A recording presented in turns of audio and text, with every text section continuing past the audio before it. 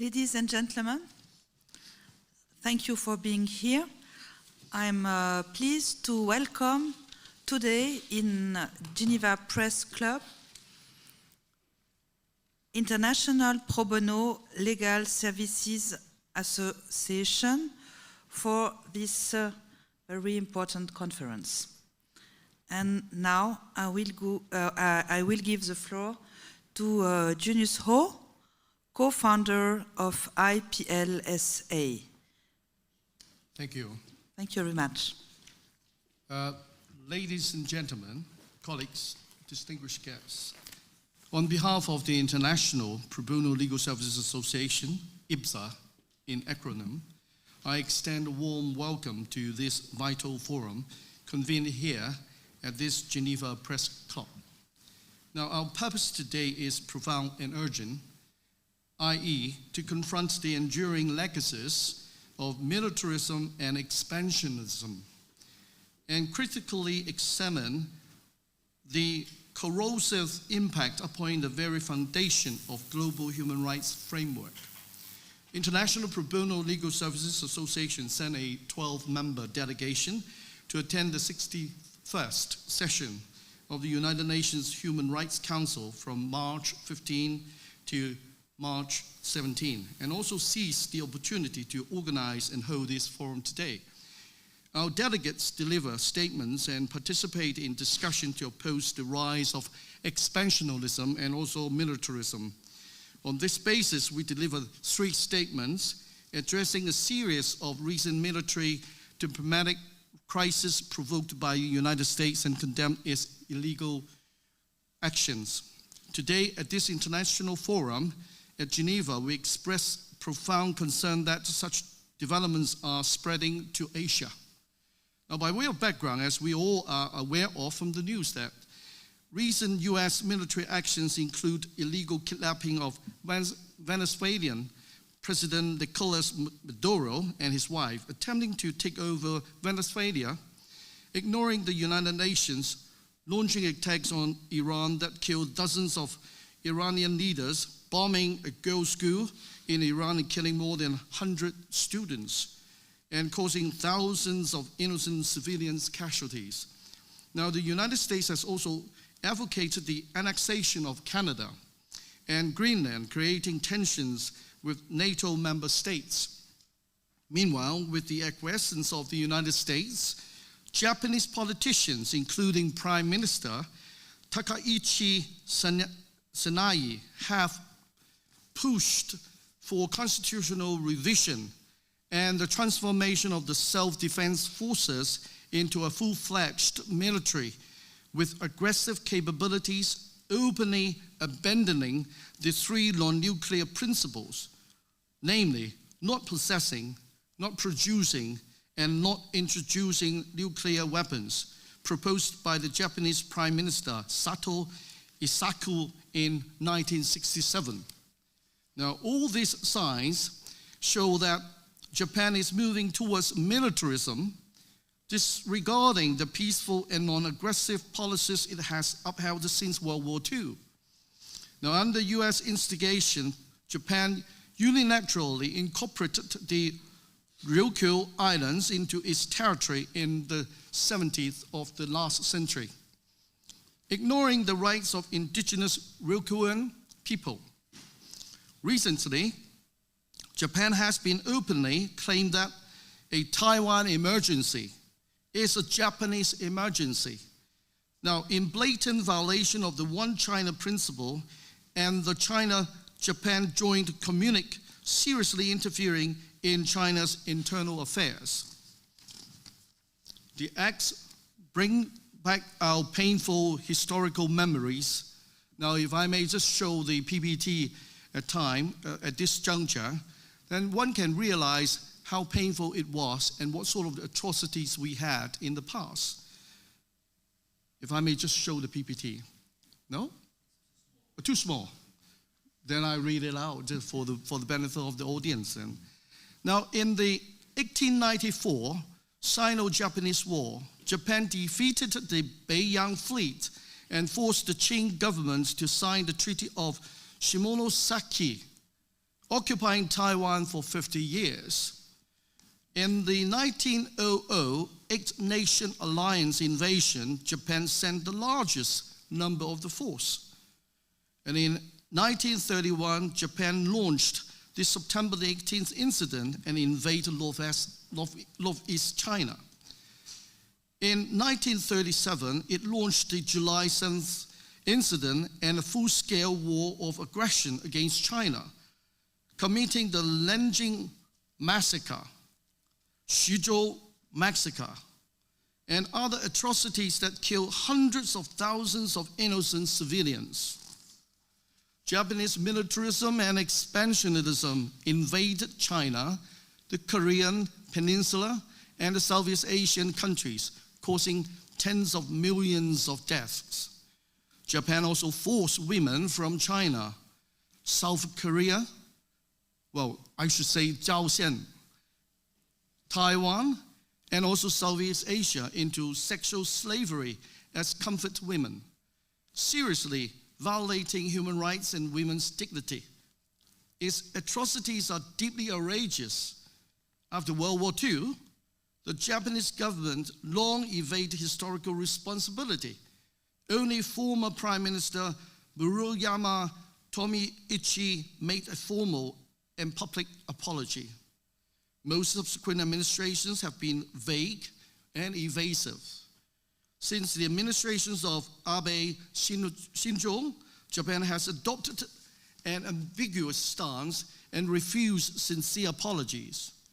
The current Japanese government further disregards history, abandons pacifism, and promotes the resurgence of militarism.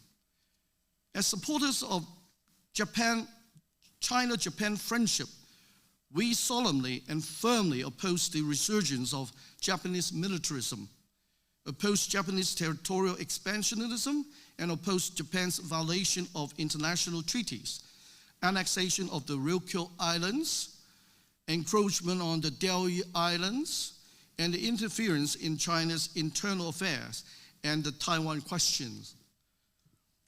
Now, ladies and gentlemen, against this background and also the backdrop, I have given you the introduction before other speakers to speak on various other aspects of significance.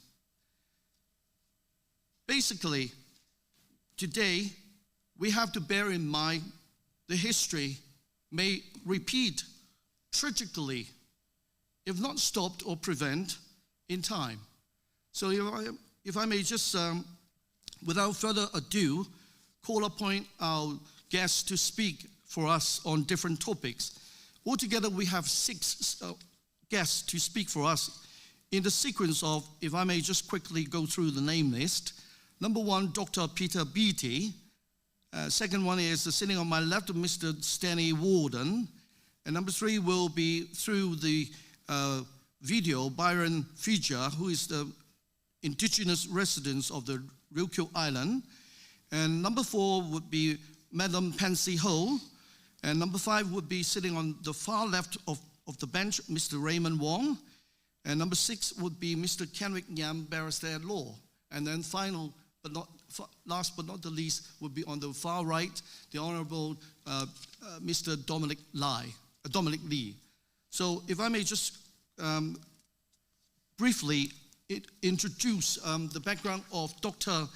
Peter Beattie. Now, he is a distinguished associate professor at the Chinese University of Hong Kong in the Master of Global Political Economy program. Known for his expertise in political psychology and media, his notable work, Social Evolution, Political Psychology, and the Media in Democracy, explores the interplay between information and political understanding. If I may just call upon the technician to broadcast the video of recording of Mr. Peter Beattie. Thank you.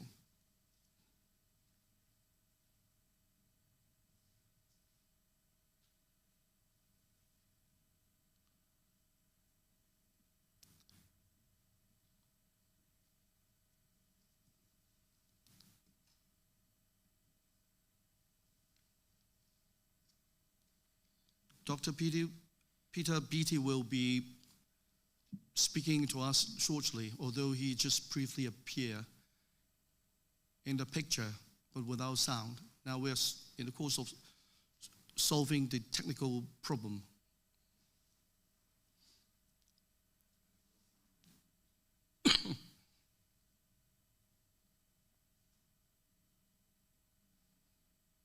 The technician just informed me that the sound of Dr.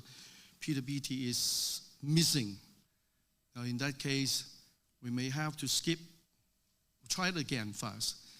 If we still cannot fix the problem, then we may just call upon our second guest, Mr. Stanley Warden, to stand by.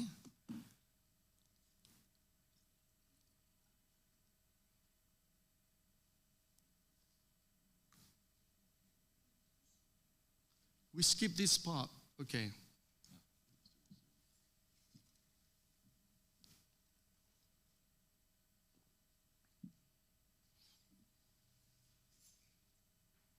Okay. Well, back to the camera now.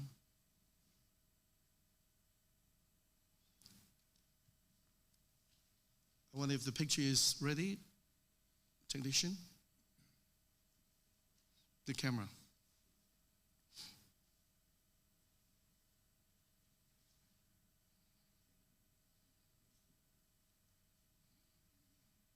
Okay.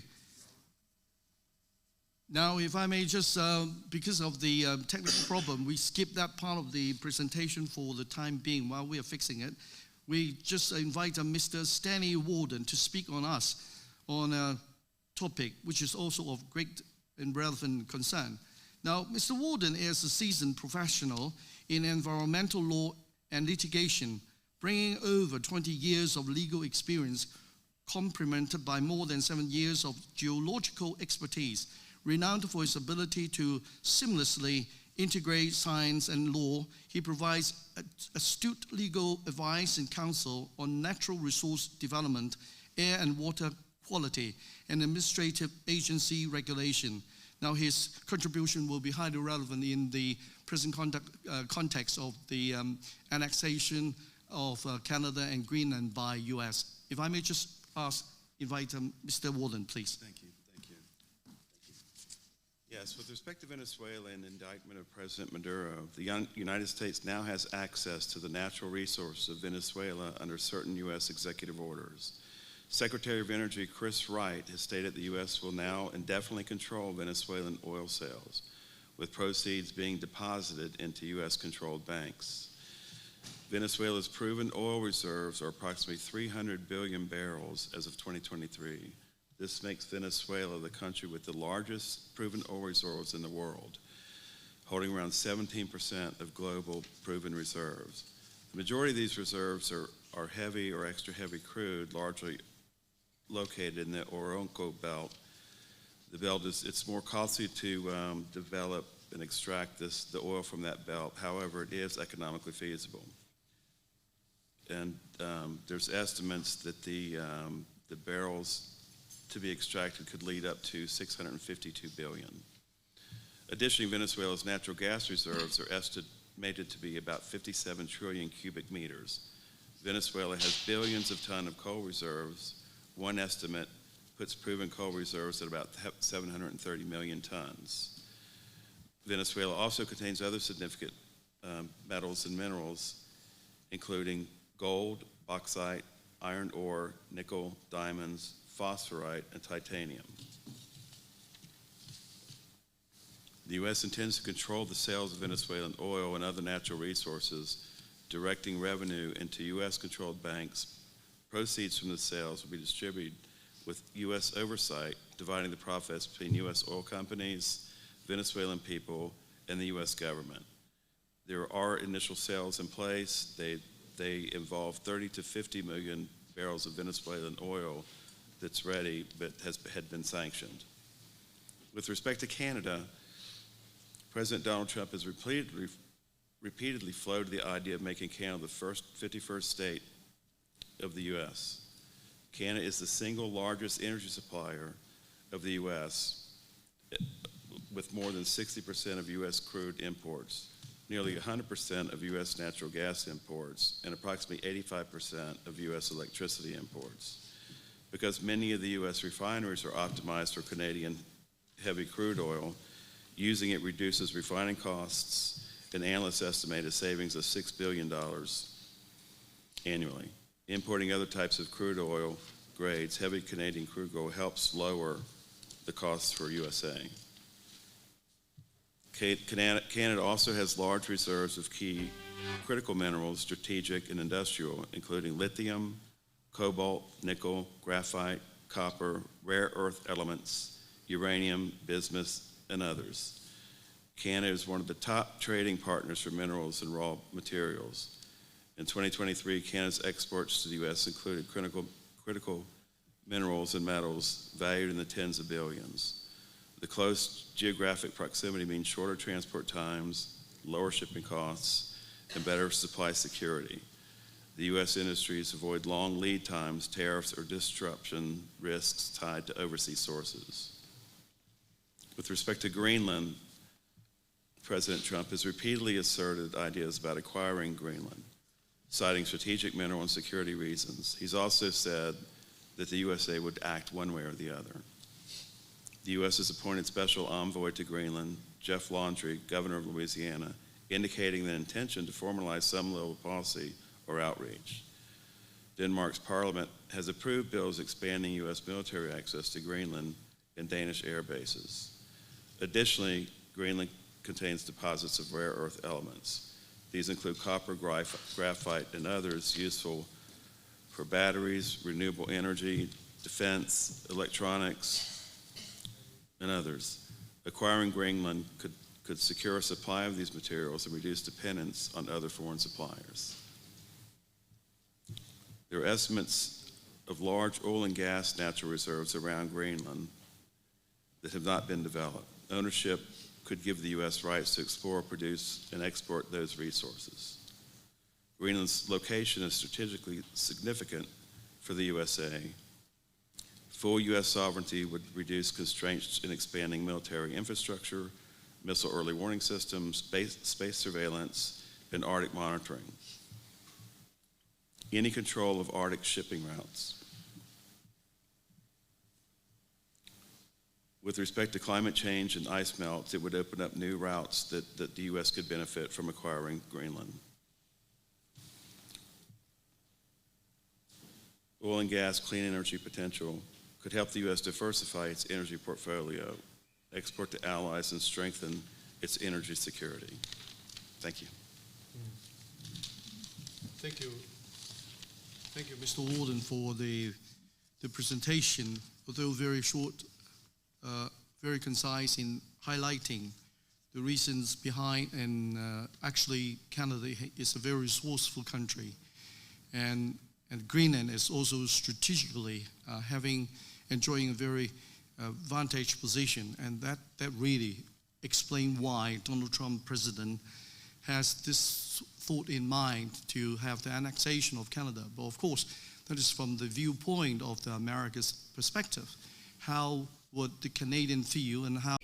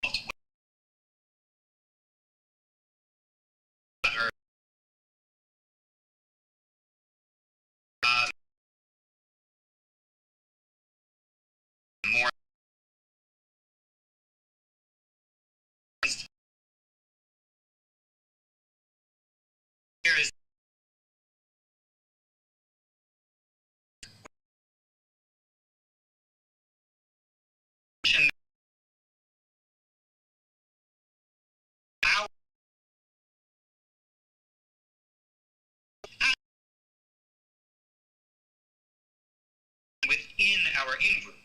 Now, of course, that psychological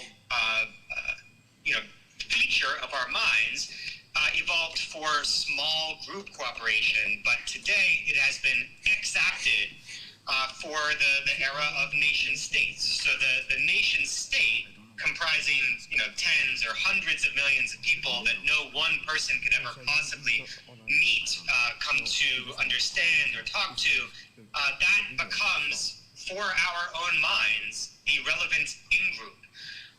Now, that can have some rather negative or effects that sort of violate our expectation of we're receiving information from the outside world. If we receive something that makes our in-group look bad, our national in-group look bad, we're more likely to question it, to interrogate it, to try to find something wrong in it so that we have a reason to reject it. Whereas when information comes in that makes our in-group, our national in-group look good, we tend to just stamp it with the stamp of approval and move on without really interrogating it or checking to make sure that the information is actually accurate. So you can see how this operates when, from the very top level of government, when intelligence reports come in that an out-group is threatening, that sort of message is more likely to be accepted without the same kinds of strict scrutiny that you would expect for a message that would make the in-group seem negative in some way. For instance, a reminder about the failures of intelligence gathering during the war of aggression against Iraq starting in 2003. That sort of message, a reminder that U.S. intelligence produced a lot of mistaken beliefs among policymakers in the U.S., that kind of information is more likely to be interrogated strictly, trying to find anything that might be wrong about it, and also more likely to just be avoided because it makes people feel bad. It's something about the in-group, the nation, that makes us feel bad about ourselves. So intergroup bias, I think, is the key aspect of our evolved psychology that we have to understand and work around so that our thinking more closely approximates the rational ideal. Because right now, outside of our conscious awareness, our thinking is not living up to our ideals of rationality. Another important psychological bias that we all have to varying degrees is called the system justification tendency. And it, like everything else that we study in political psychology, more or less, you can boil it down to some ideas, some beliefs make us feel bad, makes us feel negative. And so we're more likely to reject that belief, to avoid it, to try to argue around it, so that we can restore our feelings to positive feelings. So system justification tendency refers to the difficulty that we have in accepting that any system in which we live, including a nation-state system, an economic system, even an international system in which our country, whichever it is, plays some given role, we're all motivated to try to find a way to believe that those systems are fundamentally just. Because believing that these systems in which we are entrenched are unjust, again, that makes us feel very bad. It makes us feel negative. It gives us negative affect. And to avoid it, we're more likely to come up with justifications that make it seem as though the systems that we live in are actually perfectly just.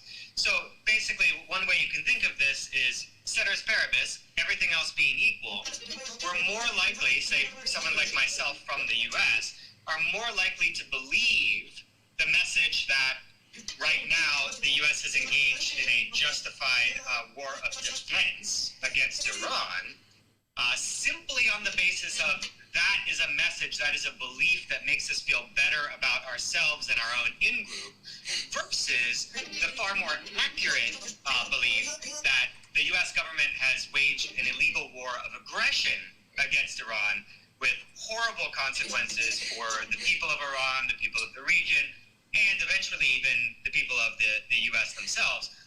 that belief is more likely to make people experience negative affect, and solely on account of that, we're more likely to reject that belief.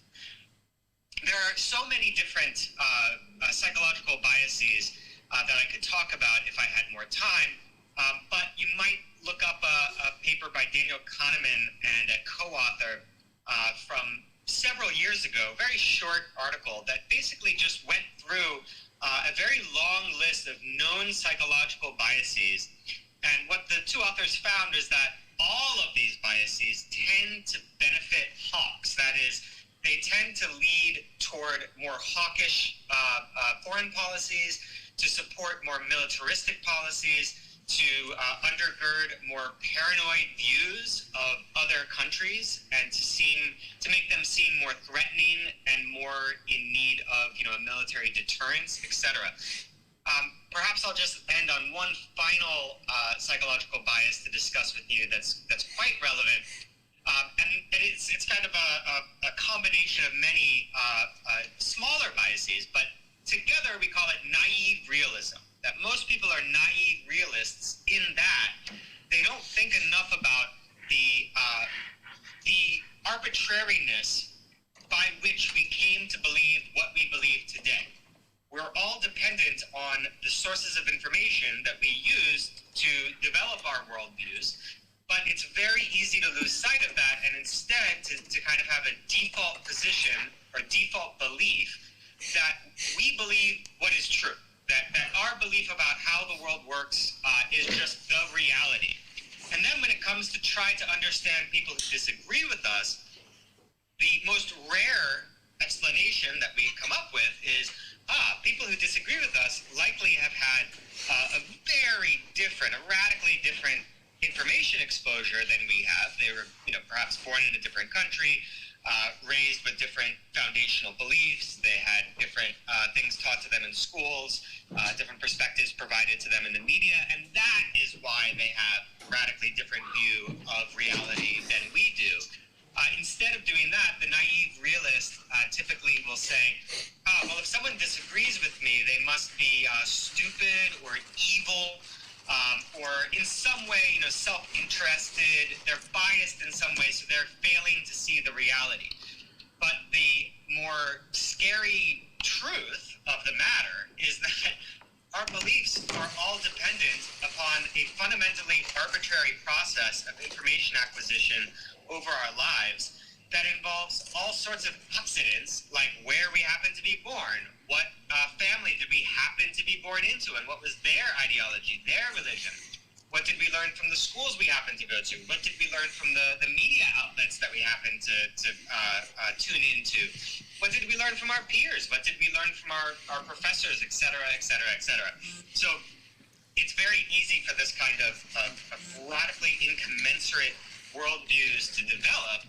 And then worse, naive realism makes the holders of these radically incommensurate worldviews see each other as just enemies that can't even be talked to, because their difference in belief must be due to their malice or bias or self-interest, etc.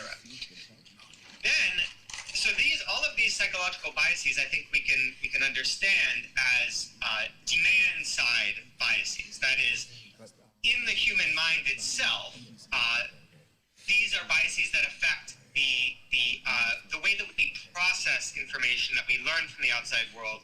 And when we're talking about political issues, of course, the primary means by which we get politically relevant information is through the news media. So the news media, of course, is the next place we should look to try to understand how we have arrived at the situation that we find ourselves in today with this very glaring hypocrisy on the part of the U.S. government, for starters. And so then we have to look at the supply side. That is the available or easily accessible supply of politically relevant information, and how there may be biases in that supply. There was the great liberation psychologist Ignacio Martín Baró, who spoke of what he called the social lie. That is a kind of conventional wisdom that's widespread throughout societies, that is most most widely spread by news media outlets. And this social lie, in his view, is always a belief about the world that is beneficial to those with predominant power in society, but which does not help the majority of people in society really understand the reality in which they live. Well, he was talking about El Salvador, his native El Salvador in the 1980s, but I think we can all recognize that variations of what he called the social lie exist all over the world.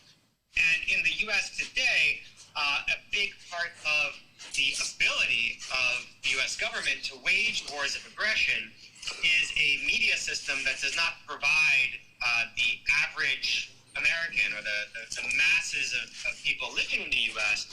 with a diversity of perspectives and the evidence on which those diversity of perspectives are based, so as to allow them to make up their own minds and develop their kind of an autonomous public opinion without, undue influence. Instead, the U.S. media system acts as a form of undue influence. Although, of course, we've seen some radical changes in the U.S. Media ecosystem since the era of what is called now the legacy media. However, those changes, while certainly they have introduced a great deal of diversity of perspective into the U.S. media system, we're nowhere near the ideal of a perfectly free marketplace of ideas that so many people have written over the years is really the foundation of the U.S. system and really the foundation of all liberal democratic systems. The belief that, in the words of Judge Learned Hand, it is only through a multitude of tongues that we have any chance of discerning the truth about the world. Well, instead, we don't have that multitude of tongues. We still have what a group of political scientists who have been studying political participation over the decades call an unheavenly chorus that sings with a upper class accent. That is, the predominant views that are still found in the U.S. media system overall are views held by the most powerful and the wealthiest members of American society, despite the fact that we have the internet and social media, because now instead of having a media company owner, like someone who owns a newspaper or a TV station in the past, selecting the editors and from there influencing the people hired as journalists and then of course influencing their coverage, etc. We now have owners of social media companies which can change their algorithms to prioritize messages that are in keeping with the conventional wisdom or the administration's desired understanding of events and deprioritize critical voices. So again, we're still quite far from a true free marketplace of ideas. And the pressures operating on the media system to make a very long and complicated and detailed story short all tend to produce perspectives on events outside of the U.S. that make U.S. foreign policy seem like the only correct thing to do, whereas contrary perspectives that would paint perhaps, for instance, the illegal war of aggression on Iran as an illegal war of aggression on Iran, illegal not only under international law because it is an obvious violation of the UN Charter, but of course also illegal under U.S. domestic law because in the United States Constitution, ratified treaties like the UN Charter are considered to be the supreme law of the land. But messages like that are far less available in the U.S. media system, far less likely for your average person of average political interest to encounter, consider, and perhaps be influenced by. So I guess in conclusion, I would just say that there are probably other speakers who are focusing on the strategic considerations, the purported strategig considerations influencing the U.S. in its war on Iran. But I wanted to just add to that by focusing on some of the psychological aspects here. You have on the supply side a media ecosystem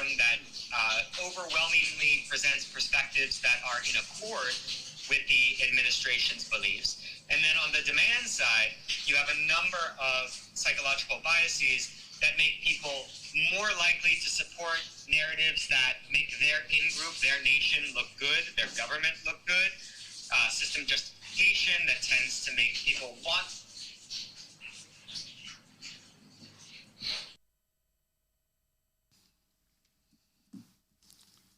Right. Now, we have heard Professor's presentation mainly to say something and to tell us something which is quite clear. Well, he's from the academic viewpoint to explain that how you could manage the psychological thinking and effect of the crowd. This very much depends on what you feed and how you feed them through media. So therefore, the public is very dependent upon what sort of information to be provided. And in fact, that is a very interesting perspective.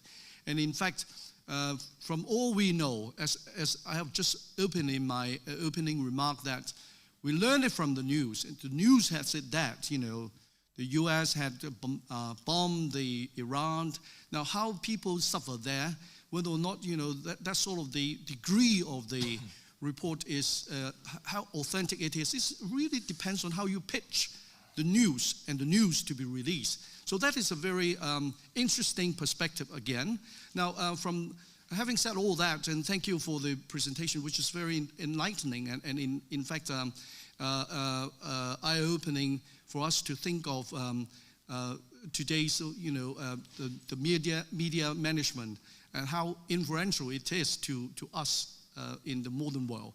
Now, if I may just reshuffle the arrangement of the speaker a little bit, because we have 3 videos presentation. In order to retain the attention of the audience here, I would like to invite Honorable Dominic Lee to let us share his view about the expansionism and also the militarism in light of the modern nowadays development internationally. Now, if I may just pass the mic to you. Thank you, Dominic. Thank you so much. It's my greatest honor to be able to present in this forum.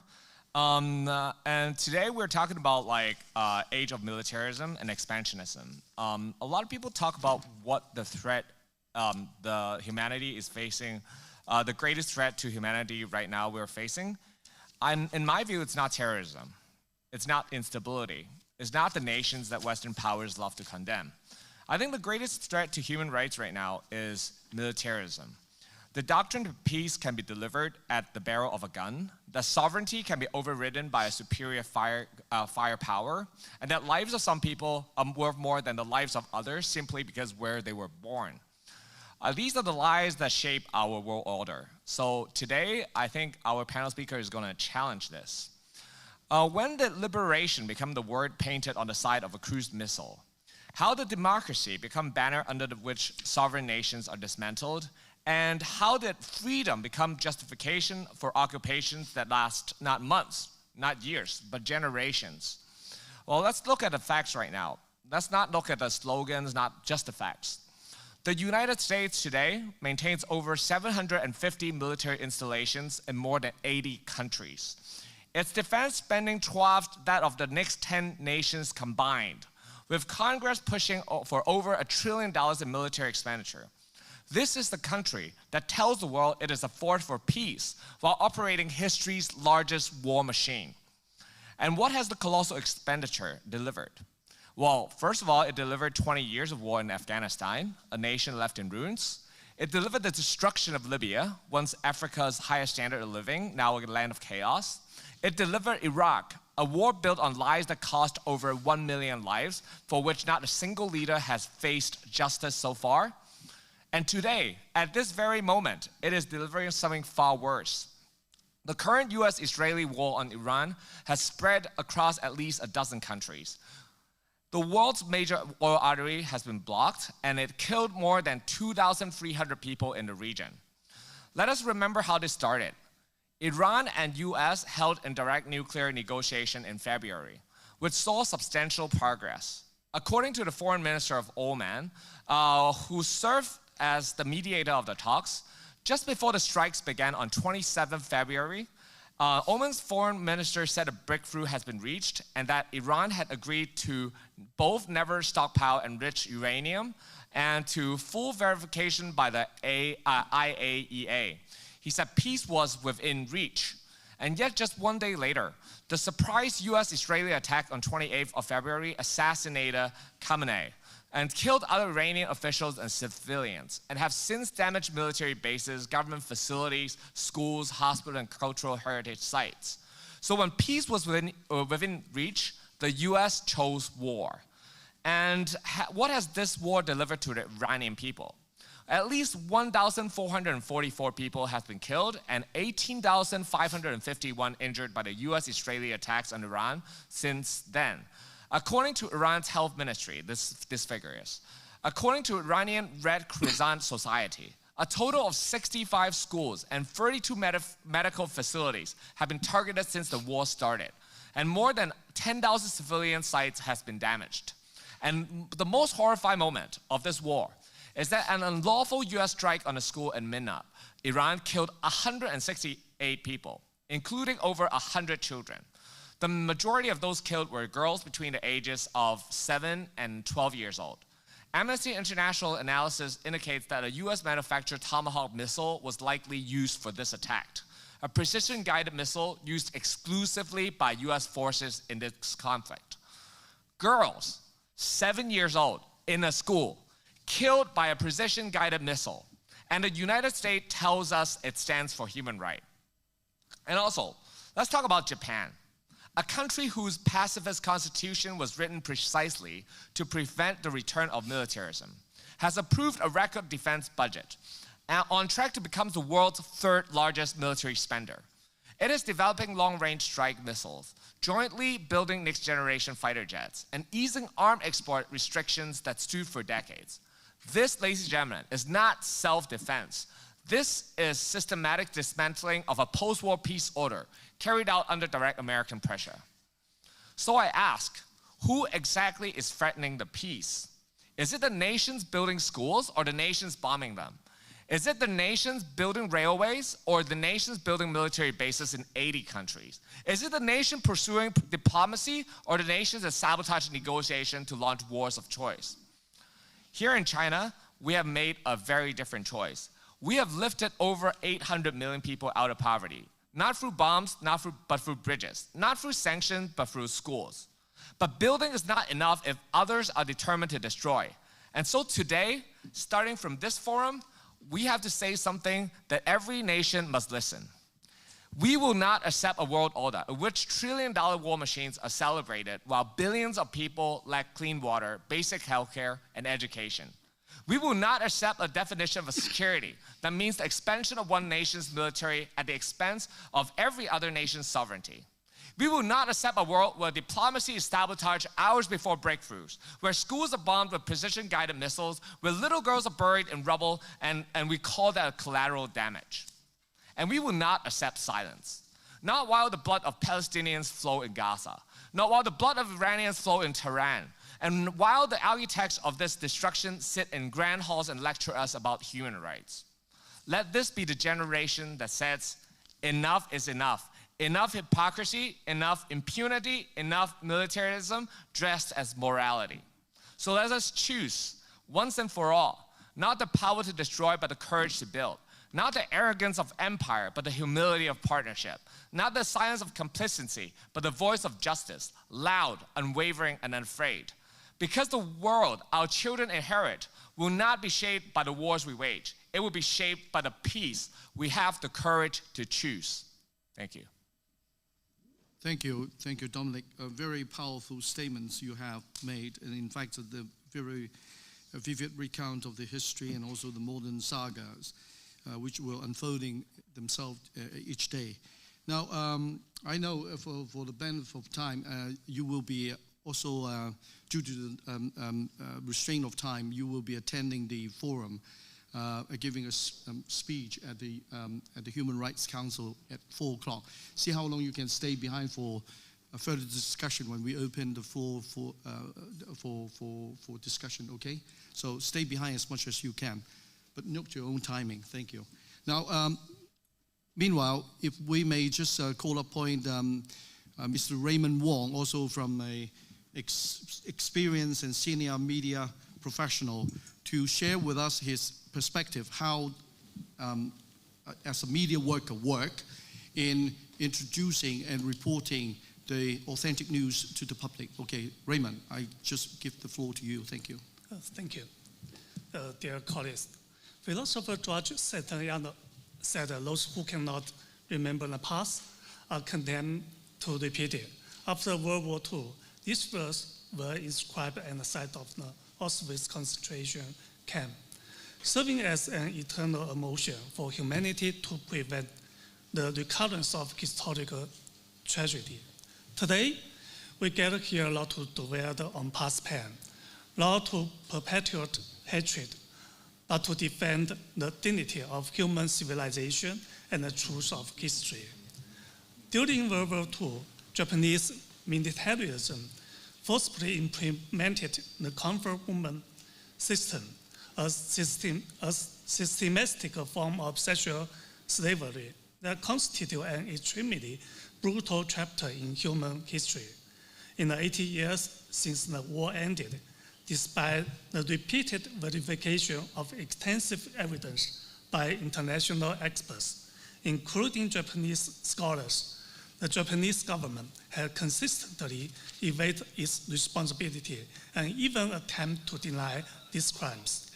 It has not only failed to make a formal apology or undertake responsibility, but has also mobilized a state paradise, attempting to downplay, deny, and even glorify its crimes against humanity on the international stage, regardless of the unequivocal evidence.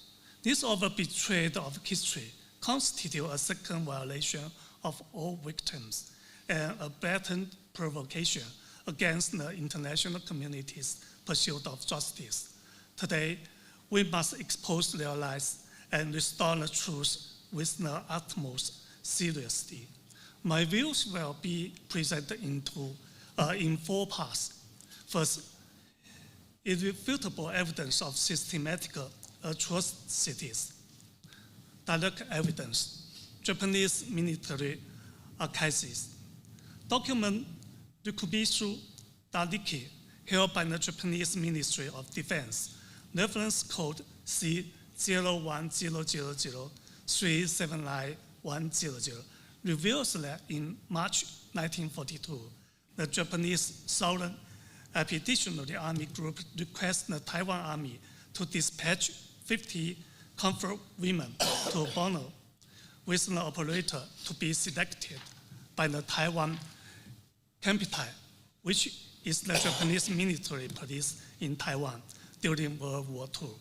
The document bears the official seals of military affairs, military administration, and meritorious service, clearly indicating that the requisition of the comfort women was led and managed by the Japanese military, and that they were regarded as military supplies to reward soldiers, completely stripping the women of their fundamental human rights and dignity.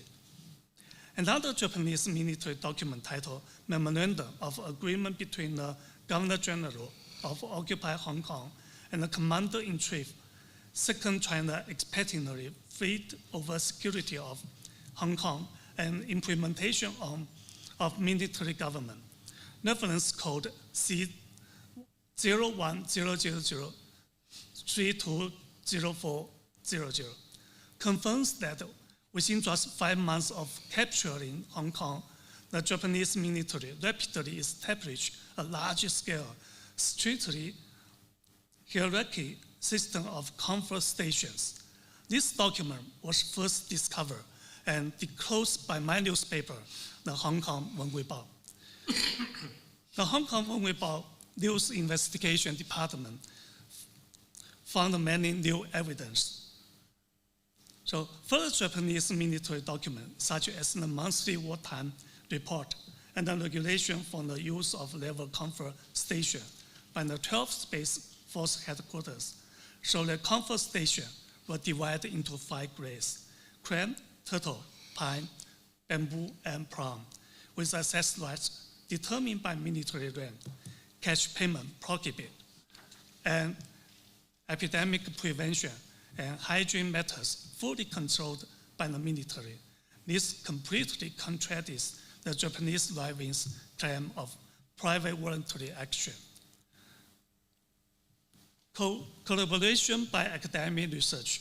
Professor Shu Ziyang of Shanghai Normal University, after 30 years of research, estimated that between 360,000 and 410,000 women were subject to sexual slavery by the Japanese military during World War II, of whom approximately 200,000 were Chinese.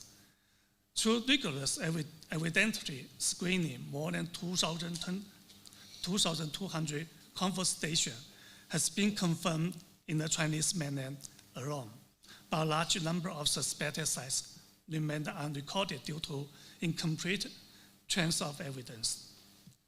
By utilizing aerial photograph, historical archive, telephone directory, and other historical materials, Professor Quan Ziman of Hong Kong Baptist University and his team have confirmed that the specific location of 4-level comfort stations in Hong Kong during the Japanese occupation, as well as numerous Japanese military clubs and assembly halls with a high suspicion of having been used for sexual enslavement. Confirmation by members of witness. Dr. Li Sufeng, former superintendent of the Hong Kong Sanatorium and Hospital, recorded in his memoir that after the Japanese occupation of Hong Kong, the chief medical official of the Japanese Army, Colonel Izuchi, urgently sought advice on how to recruit 500 prostitutes, but the actual scale for exceeded that number, ultimately reaching the thousands.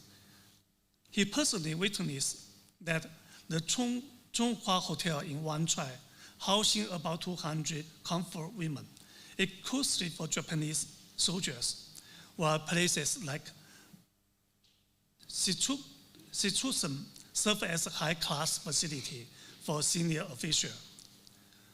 Japanese war criminal Shigeru Harako, who served as deputy governor of occupied Hong Kong, also admitted that Japanese military designated an 800-meter street in Wanchai, where about 500 military brochures were established. On January 7, 1942, Hong Kong journalist Sha Kung Liao wrote in his Hong Kong occupation diary that poster advertising Japanese military comfort station appeared on the street recruiting military prostitutes with the words, "Name is stock, a price shown." This indicated that within less than 2 weeks of occupying Hong Kong, the Japanese military had at least completed part of the setup of the comfort stations. These archives collaborating one another clearly reveal that the comfort station system was not a temporary or isolated phenomenon, but a cross-regional, transnational, and institutionalized crime of sexual slavery, organized, implemented, and strictly managed by Japanese militarism through state power. Second, the victim's blood and tears and the denial of secondary harm. Pen Zhuyin, an elderly woman from Yueyang City in central China's Hunan province, was abducted into a comfort station at the age of 15, subject to violent abuse, and still bears the physical scars. Her sister was stabbed in the abandonment by Japanese soldiers and nearly died for resisting. The appearance of this survivor, corroborated by archival records, silently testified to that brutal history. Today, only 7 registered survivors of the comfort women system remain in China. Their life testimonies are indelible evidence for human civilization. In 1993, Japan's Chief Cabinet Secretary acknowledged the existence of co-organ and deception in his corner statement. In recent years, however, the official website of the Japanese Ministry of Foreign Affairs have blatantly denied the facts of forcible recruitment and sexual slavery. Right-wing groups have gone so far as to obstruct the inclusion of convert women. Historical materials in UNESCO's Memory of the World Register, forcing the international organization into a technical compromise. This organized denial and suppression constitute a second injury to the victim, betraying the very purpose of international institutions and undermine the international community's pursuit of historical justice. Third, characterized under international law. Under existing international law, the legal characterization of the convert women system is unequivocal. Article 1 of the 1926 Slavery Convention defines slavery as the statute of condition of a person over whom any or all of the powers attaching to the right of the ownership are exercised. The convert women system fully conforms to this definition. Common Article 3 of the 1949 Geneva Convention prohibits outrage upon the personal dignity, in particular, humiliating and degrading treatment and forced labor for civilians. The convert women system clearly violating this article. Article 6 of the 1946 Nuremberg Principle, this enslavement and inhuman as crime against humanity. Article 7 and 8 of the 1998 Rome Statute of the International Criminal Court explicitly this sexual slavery as a crime against humanity and a war crime. Article I of the 1968 Convention on the non-applicability of the statutory limitation of war crimes and crime against humanity states that no statutory limitation should apply to war crimes and crimes against humanity. Therefore, the convert women system as a systematic crime of sexual slavery unequivocally consisted war crimes and crimes against humanity and is not subject to any statute of limitation. So, our appeal. The convert women system represents one of the darkest chapters in the history of women worldwide. As survivors fade away and historical materials face the risk of the dispersal, we have a duty to preserve the truth, promote education, and resist denial. We call upon the United Nations Human Rights Council to support the inclusion of convert women historical materials in the memory of the World Register and to resist any political obstruction. Second, government of all countries to promote the closure and preservation of historical materials and to support transnational academic research. 3. Museum and educational institutions to integrate the convert women's issue into exhibition and curricula, cultivating value of the peace among the younger generation. Fourth, the international community to urge the Japanese government to face its historical responsibility, cease denying or downplaying the crimes, and offer a public apology to the victims. Dear colleagues, the silence of history has never been due to the absence of truth, but to the absence of those willing to speak it. Today, we raise our voice here, not for hatred, but for memory, not for revenge, but for justice. May this heavy memory serve as a carrier call for humanity to jointly safeguard peace. We will not remain silent. We will not forget. Thank you. Thank you. Thank you, Raymond, for giving us a very detailed account and also recount of the history concerning about the comfort women, what's all the pain and suffering that they had endured, and which was quite alarming to learn that over 300-something thousand to 410,000 comfort women have been called up, have been forcefully to go through the sexual enslavement. And that sounds horrific, and that really was a very painful part of the history that our ancestor had gone through. And we would have actually wanted to invite some of the witnesses who had gone through this sort of the enslavement to give us the first-hand experience story to us. But unfortunately, even if you try to count on the event happened in 1930 at the age of 12, that victim would now be over 100 years old. So it would be quite impossible for us to locate any survivors who could give us a physical recount of the story.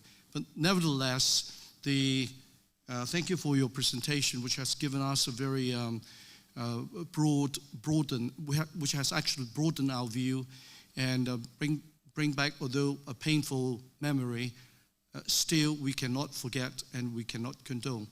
Now, if I may just call upon our technician to present another video, presented by Mr. Byron Fija, who is a local indigenous Ryukyu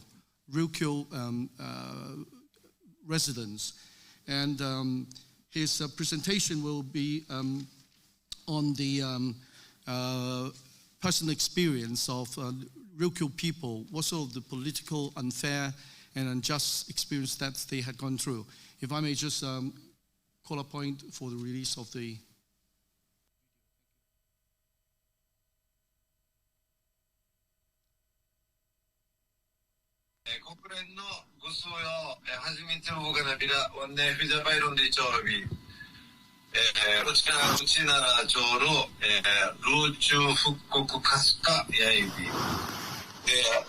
琉球沖縄県の話をしたいと思います。沖縄県というのはまず最初にあまり沖縄県の政治家、このメディアもあまりというかほぼ言わないことをまず最初に、国連の皆様に説明したいと思いますけれど、まず何かというと、この沖縄県というのは日本の植民地です。そこから始めないと米軍基地の問題で、いろいろな我々琉球民族のことなどが、見えてきません。で、我々は、まず日本国内で一番勘違いされていて、我々沖縄県民というか琉球人も勘違いしていることが大きなことが一つあって、我々は日本人ではありません。日本人ではなく琉球人です。これが全く共有されていない。でも沖縄県民であるという事実はあって、日本国籍を持っています。この琉球人沖縄県民というのは。日本国籍を持つ人たちは日本国民なのですね。ですから私は日本人ではなく琉球人です。で、琉球人の中に沖縄人が一番マジョリティですけど、その中に奄美や、宮古八重山もあって、それぞれ独立言語があります。で、私は、日本人ではなく琉球人であり、さらに沖縄人、うちなんちゅと言いますけど、でもあります。しかし、日本国籍しか持っていないので、日本国民ではあります。ですから、国籍イコール国民。国籍イコール民族ではないんですよ。その国籍イコール民族がもう、ごちゃ混ぜになったのが日本の現状。だからアイヌの方々も、日本国籍を持っている人は日本国民ですけれど、アイヌの方々は日本人ではないんですよ。だから日本国の中にアイヌの方々が暮らしていて、日本国の中に我々琉球人も暮らしていると。ということがまず前提として、そこを前提として考えない限り、もう何も米軍基地問題も何も分かりません。で、そこで理解してほしいのが、我々琉球人には琉球国という独立国の国民でした。それは1879年、明治12年ですけど、それ以前は、1609年に薩摩が侵略してきて、実は1609年から1879年までの270年間は、中国と朝貢関係にありましたけれども、裏から、薩摩が支配していたというすごく歪んだ、歴史があります。まあ反独立国と言えるでしょう。でも1609年以前、琉球国の最初の設置が集団静観というのが、それ1650年に書かれたもので、羽地長州という人が書きました。で、その琉球国の最初の正式な歴史書です。集団静観。そこで王の系図があって、最初の国王は春天という名前が出ています。この春天という国王は、が即位したのは1187、1187年です。つまり、琉球国の最初の歴史書に春天王が1187年に即位したと。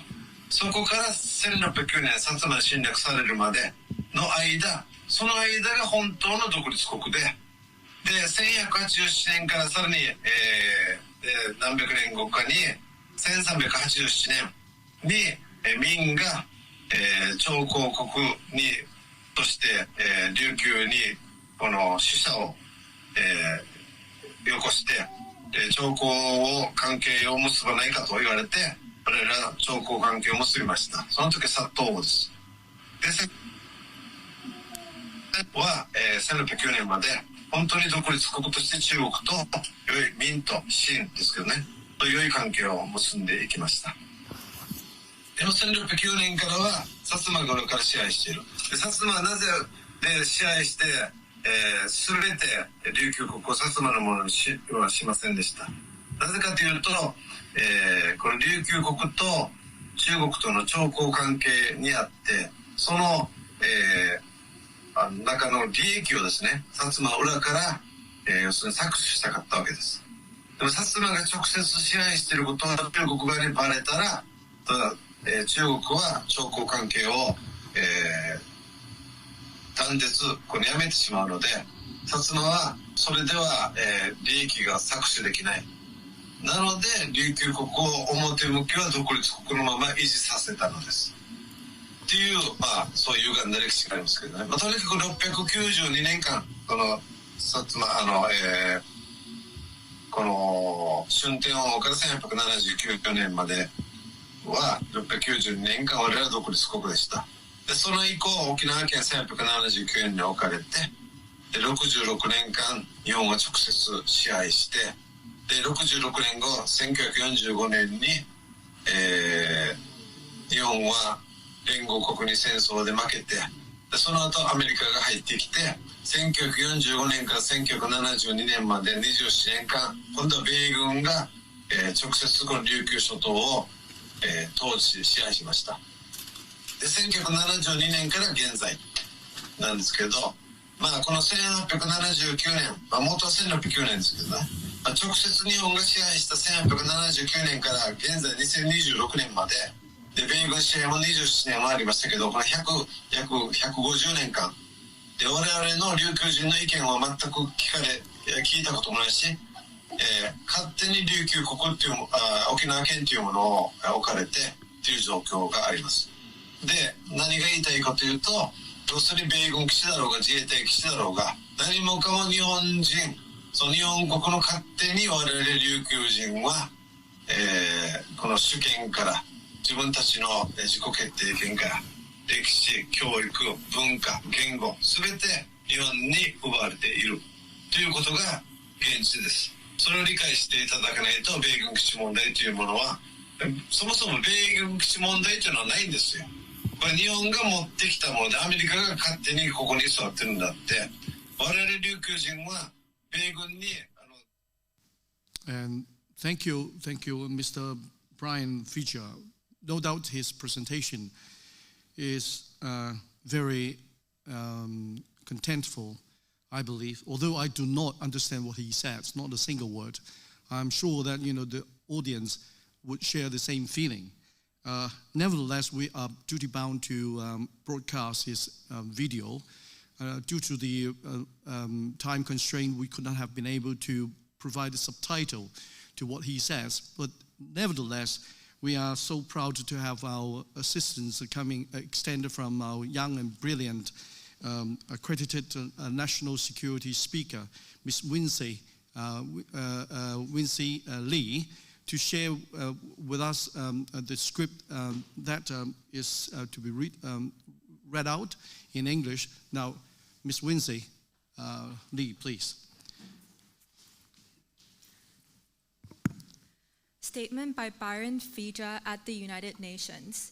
Distinguished members of the United Nations, it is a pleasure to meet you for the first time. My name is Byron Fija. I teach the Okinawan language and I am a Ryukyu restoration activist. Today, I would like to speak about Ryukyu, also known today as Okinawa Prefecture. First, I would like to explain something to the members of the United Nations that politicians and the media in Okinawa rarely talk about. Okinawa Prefecture is a colony of Japan. Unless we begin with this understanding, it is impossible to properly understand issues such as the US military bases and the situation of the Ryukyuan people. There is one major misunderstanding within Japan. It is something that many people in Japan misunderstand, and even many Okinawan residents and Ryukyuan people themselves misunderstand it. We are not Japanese. We are Ryukyuan people. However, this understanding is not widely shared. At the same time, we are residents of Okinawa Prefecture and we hold Japanese nationality. People who hold Japanese nationality are considered Japanese citizens. Therefore, although I am not ethnically Japanese, I am a Ryukyuan person. Among the Ryukyuan people, Okinawans are the majority, but there are also peoples of Amami, Miyako, and Yaeyami, and each of them have its own independent language. I am not Japanese, I am Ryukyuan, and more specifically, I am Okinawan, which we call Uchinachu. However, since I only hold Japanese nationality, I'm also considered a citizen of Japan. Therefore, nationality does not equal ethnicity. In Japan today, nationality and ethnicity are often confused and mixed together. For example, the Ainu people also hold Japanese nationality, so they are Japanese citizens, but they are not ethnically Japanese. Within the state of Japan live the Ainu people, and within the same state live the Ryukyuan people. Unless we begin with this basic understanding, the issue of US military bases cannot be properly understood. What I would like you to understand is that Ryukyuan people were once citizens of an independent country called the Ryukyuan Kingdom. Before 1879, there was a complicated history. In 1609, the Satsuma domain of Japan invaded Ryukyu. From 1609 to 1879, for about 270 years, Ryukyu maintained a tributary relationship with China, while being secretly controlled by Satsuma behind the scenes.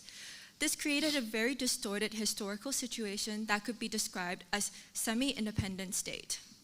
However, before 1609, Ryukyu was truly an independent country. The first official history of Ryukyu Kingdom, called Chuzan Saikan, was written in 1650 by Haneji Choshu.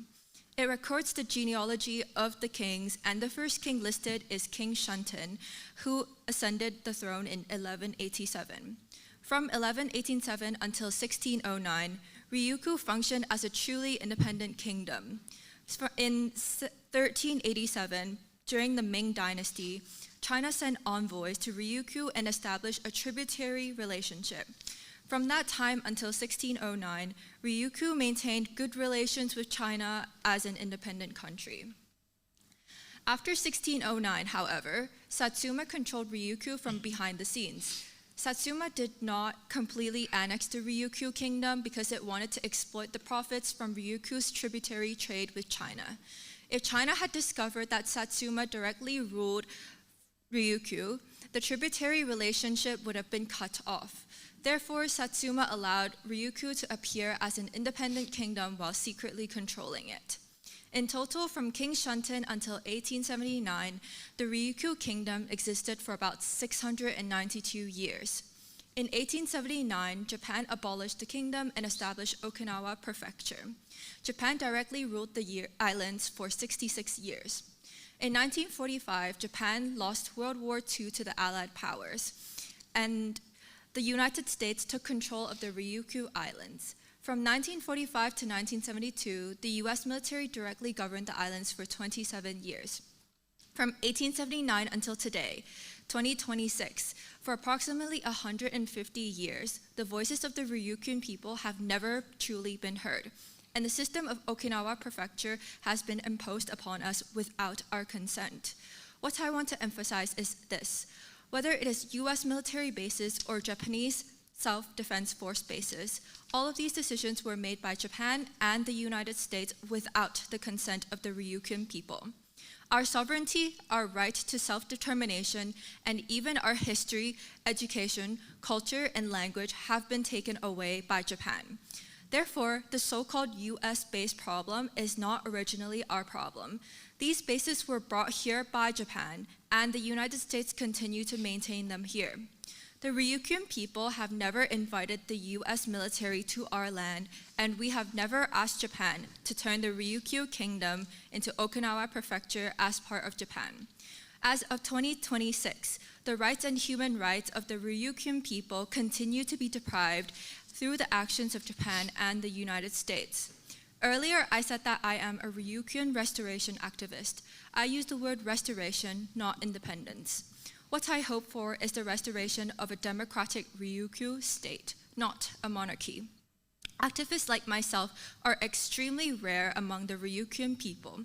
Many people simply treat what I say as the strange opinions of one individual. However, throughout history, many movements for human rights have begun with a single voice. Therefore, even if I stand alone, I wish to bring this issue before the United Nations.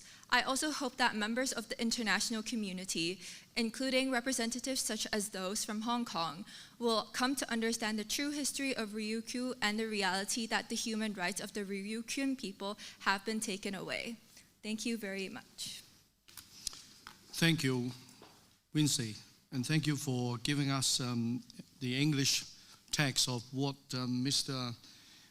Byron Fija have said in his local dialect, a native language. Surprisingly, I also make the confession myself, had it not because of the English translation, I would not have been able to understand what Wincy has just presented during 1887 up to 1609. Ryukyu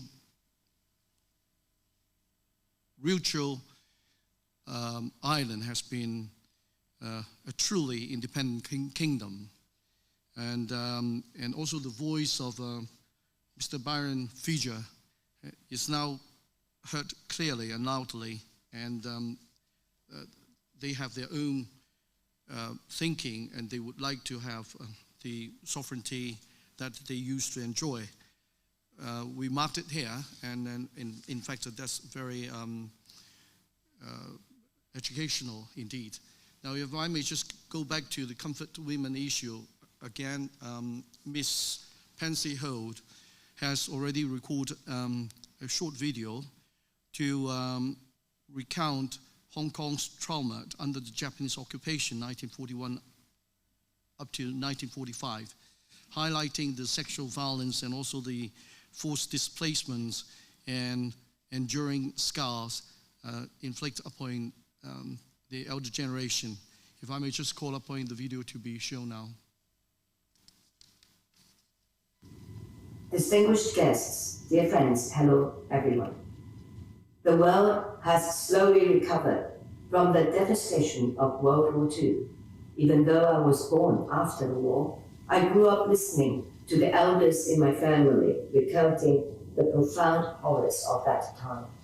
My own father was forced to separate from his family during the dark 3 years and 8 months of the Japanese occupation of Hong Kong.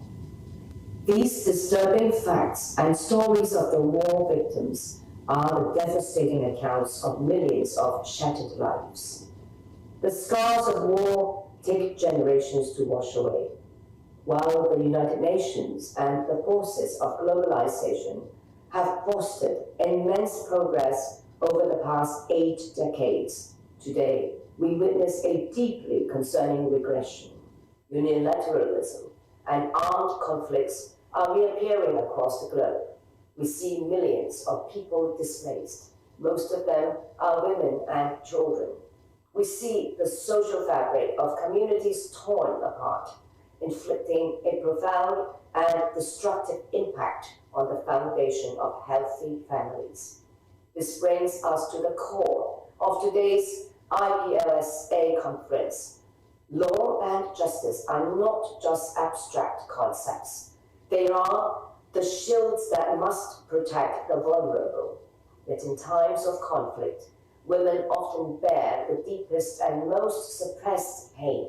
When the guns finally fall silent, this specific suffering of women is too often swept under the rug in the name of moving forward. To build an indestructible defense for international security and women's rights, we must confront history with unflinching honesty. The comfort woman system implemented by the Japanese military during World War II is a heartbreakingly dark chapter. This was not a random byproduct of war. It was a calculated, institutionalized system of abuse. In Hong Kong and across Asia, countless innocent women were brutally torn from their families and forced into military sexual slavery. They endured extreme violence, the complete deprivation of their bodily autonomy, and the theft of their futures.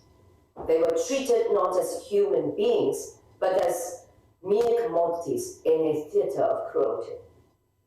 For decades, survivors swallowed their trauma in silence, shouldering an unjust sense of shame that was deliberately enforced by their captors, which would turn into a lifelong psychological illness. It wasn't until the 1990s that a few brave souls finally broke that silence, showing unimaginable courage to demand the truth. Tragically, most have now passed away without ever receiving a formal apology or the justice they do rightfully deserved. Yet, we must understand that unhealed historical trauma does not simply vanish when the survivors are gone. It mutates into intergenerational trauma. When history is ignored, or worse, distorted by unsettling revisionist narratives, it inflicts secondary trauma on the descendants and the community. When textbooks erase their tears, or when public figures deny their existence, it sends a dangerous signal. It suggests that women's suffering is inconsequential. This invisibly yet deeply undermines contemporary women's sense of security, telling society that crimes against women can be forgotten if enough time passes. We are not seeking revenge, nor do we demand that the present generation bear personal guilt for the atrocities committed by their predecessors. True justice is not about creating new victims. It is about breaking the cycle. Rather, this is an open invitation for all of humanity to collectively confront the shadows of our shared history. Acknowledging historical truths is a two-way healing process. For the victims and their families, it restores their humanity and soothes their souls. For the descendants of the perpetrators, it offers the profound relief of living in truth, liberating them from the exhausting burden of defending the indefensible. This shared honesty forms the absolute prerequisite for building genuine mutual trust between nations. As we step into 2026, global defense budgets are hitting record highs. We're increasingly measuring our safety by the thickness of our armor and the sophistication of our weapons. In this traditional narrative, emphasizing military might, women's forces, and human-centered needs are continually marginalized. But what good is a heavily fortified border if the society within it is broken? We call for a new paradigm of leadership, one not reliant on weaponry, but built upon human rights, unwavering honesty about history, and the robust protection of vulnerable groups. True security does not come from the barrel of a gun. It comes from societal harmony, free from fear and unentangled by the unresolved concerns of the past. My friends, as the Global Summit of Women pointed out, the major trend of a shared destiny for the international community will not change. Healing intergenerational trauma is the historical responsibility and the answer our generation must shoulder. Let us bring the concept of security out of the barracks and back into our communities. Let us build our future not on the erasure of the past, but on the courage to remember it. Respecting the women of the past is the only way we can truly protect the women of today. Let us begin this work today so that our next generation, our daughters and granddaughters, can move forward freely in the bright sunshine of respect and love, unburdened by the shadows of unhealed trauma. Thank you very much.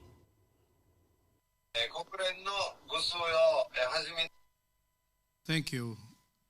Thank you, Ms. Pansy Ho, for giving us a short speech on the about the comfort women. Now, if I may just turn to the last but not the least guest, sitting on my right, Mr. Kenwick Yam, who is a practicing barrister in Hong Kong, formerly worked in the civil service and subsequently joined the private practice. And he especially expressed interest in area of this part of the history concerning about the militarism and expansionism. If I may just invite Mr. Yam to give us his presentation. Thank you. Thank you, Mr. Ho. The relationship between the US and Japan has essentially been one between a master, that is the United States, and an agent, that is Japan. Particularly, Japan has been acting as an agent for the US expansionism to undermine China. Historically, modern relations between Japan and China can be broadly divided into the following three phases. Phase one is from 1894 to 1931. After more than 2 decades of development following the Meiji Reformation, Japan defeated the Qing Dynasty China in 1894 and emerged as the rising Asian power. The Meiji Reformation itself was actually triggered by the arrival of American black ships, which shattered Japan's policy of national isolation. But the question is, why did the US, a country rich in resources and minerals, came to seek the opening of a small island nation market like Japan? Japan has no resources at the moment, and where the people could barely feed themselves. The answer is, of course, is not that simple. The real reason was that the then old world was dominated by the European powers, including England, Germany, and France, whereas as the United States, as the representative of the New World, needed an agent in Asia. Japan was struggling to break free from the shackles of its ancient history at the moment, which perfectly fit this requirement. Consequently, the US did nothing to stop Japan's westernization at the time. So in 1894, when Japan defeated Qing China and extracted massive territorial concessions, the US did not intervene or raise any objections. In 1900, when the Eight Nations Alliance invaded Peiping because of the Boxer Rebellion, the US only sent a few hundred soldiers, while Japan deployed the largest army force among the Eight Nations. Had the United States not provided tacit endorsement, Japan could not have acted so vigorously. In 1904, acting as America's vanguard, Japan went to war with another ancient Greek power, Russia, and defeated Russia, and seized all of Russia's interests in Northeast China. In 1914, Japan fought against another European power, Germany, and occupied Qingdao of China. As a result of this, most of the world's dominating powers' interests in China were seized by Japan. Phase 2, from 1931 to 1945.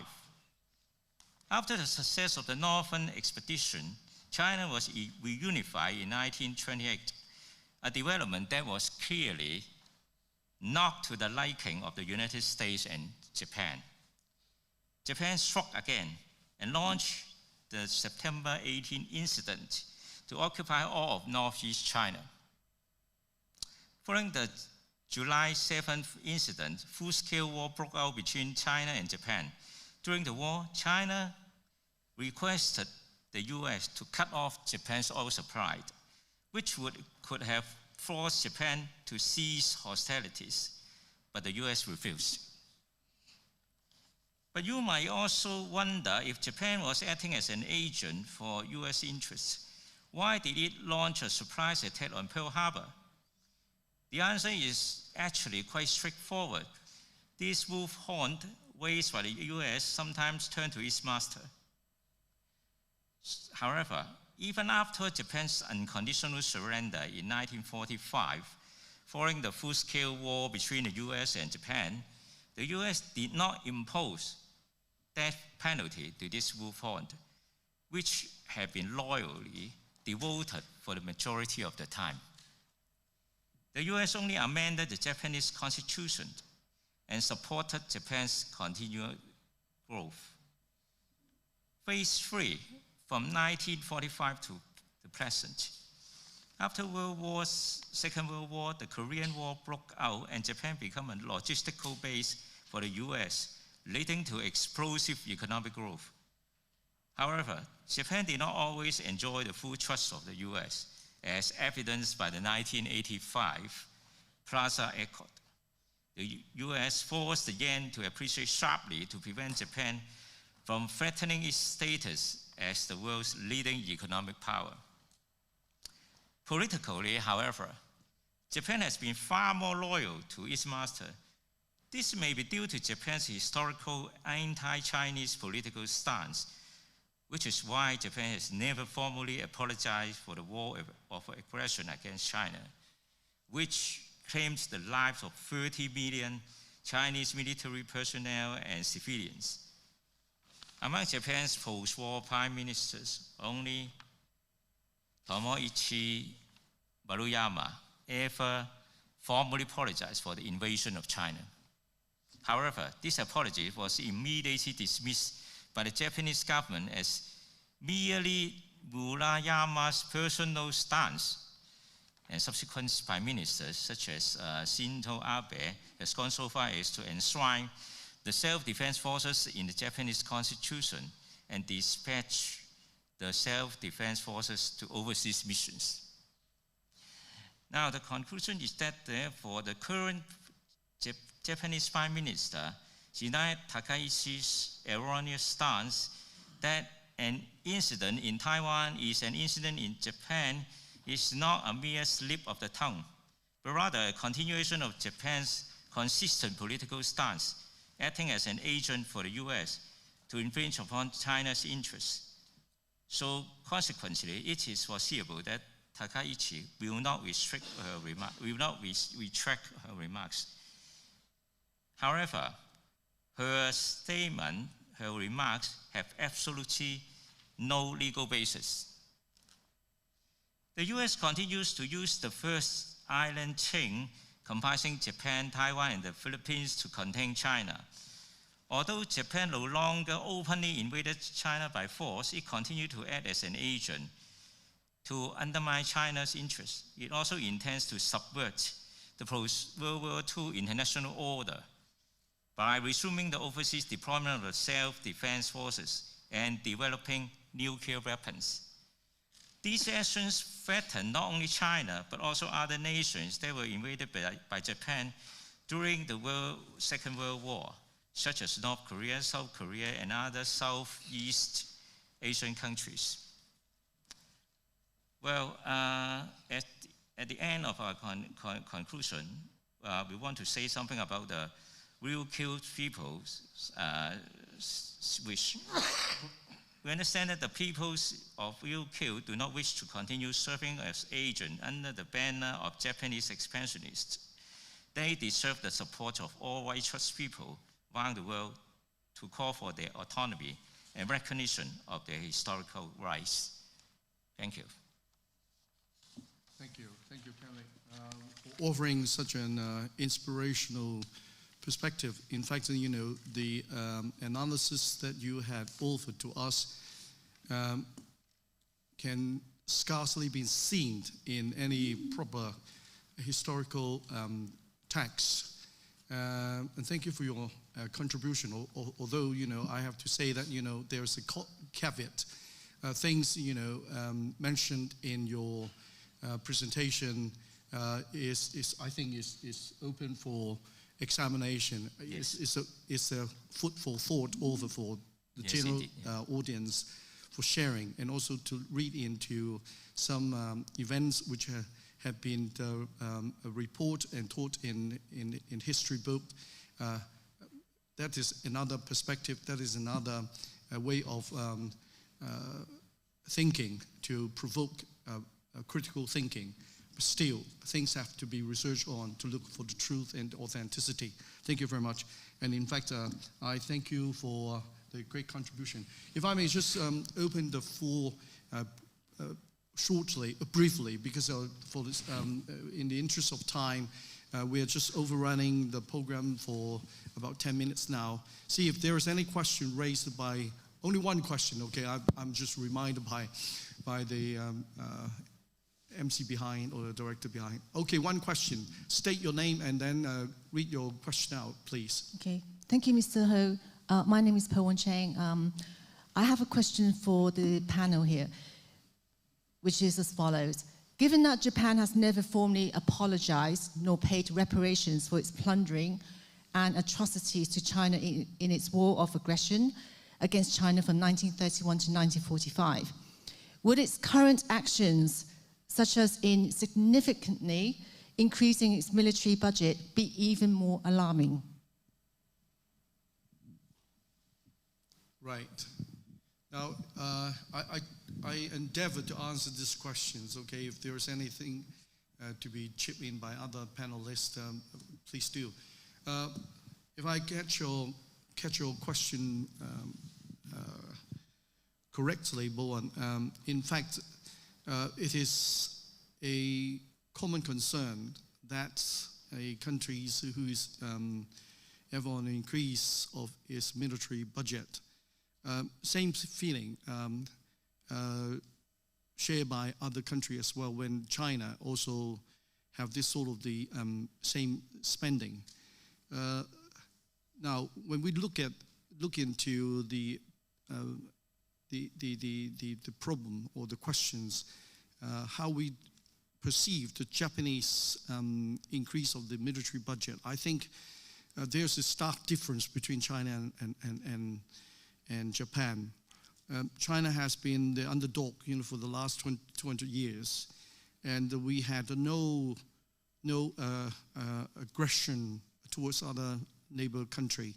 And if you just understand it from Wincy, who has just read out the English text of Mr.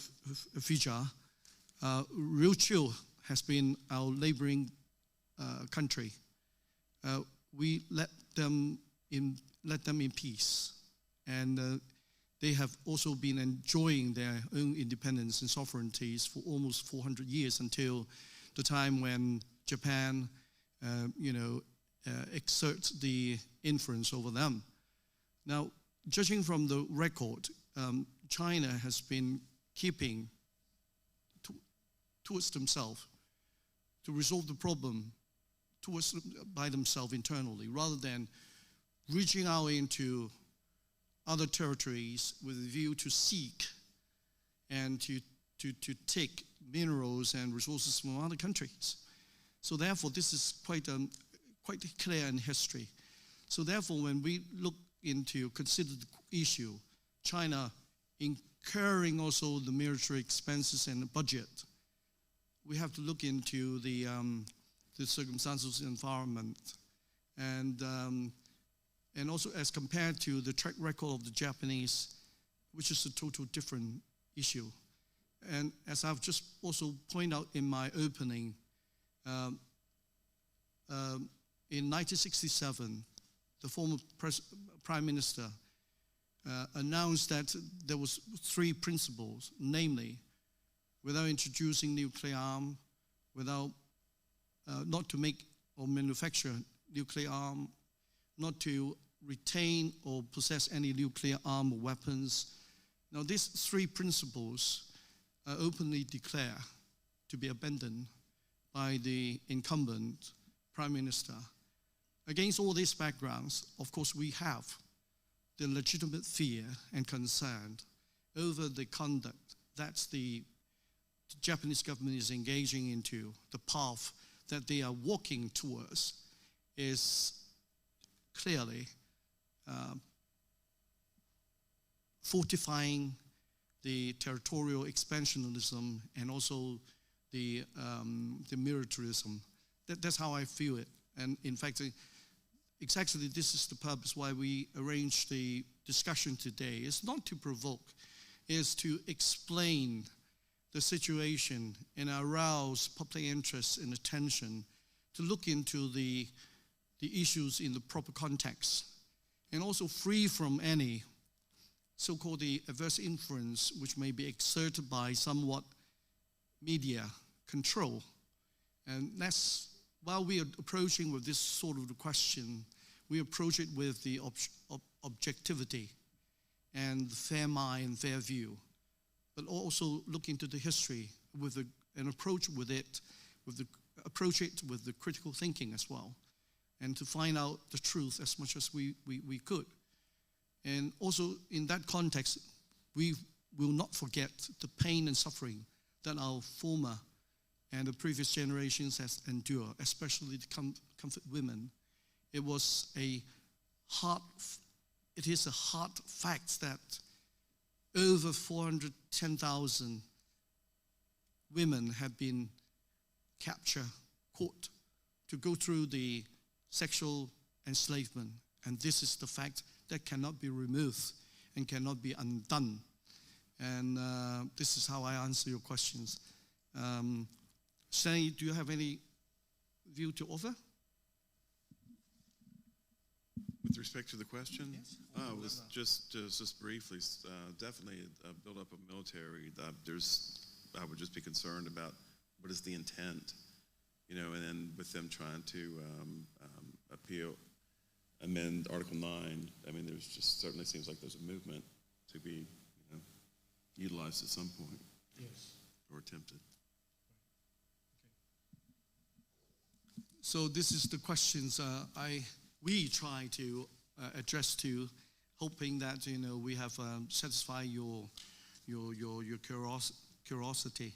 Now, finally, ladies and gentlemen, as a matter of fact, what we discussed here today, and also the scripts, I promise, the full length of the video clips will be upload into the website of Iplsa for the sake of and also benefit of those who have touched on and listened to our discussion and would like to examine in greater detail and length.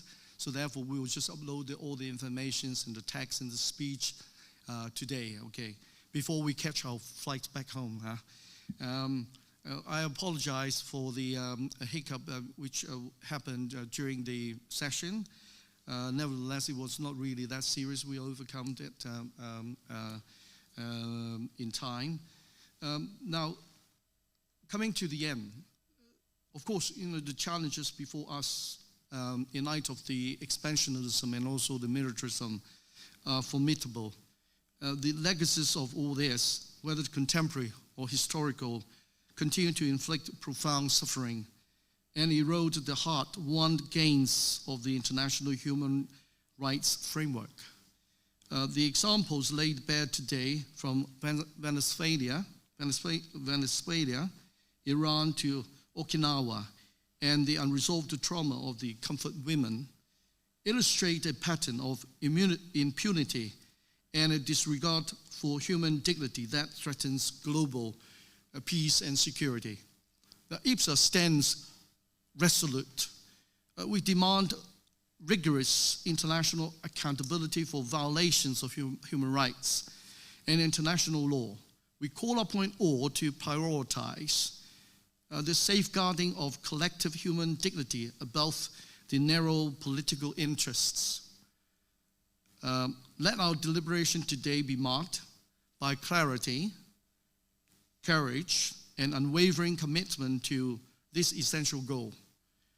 Now, there's a joint statement. I would like to publish it at the end of these discussions. If I may just read it out for everybody. To all nations, abiding by the Charter of the United Nations and upholding the Universal Declaration of Human Rights, complying with the International Covenant on Civil and Political Rights and International Covenants on Economic, Social, and Cultural Rights, it is not allowed to occupy the territory of other countries by illegal or military means. Respecting human rights and protect lives, safeguarding the rights and interests of women and children. This is the shared value of the world, and all countries must join hands to safeguard the world peace. Thank you. Thank you all.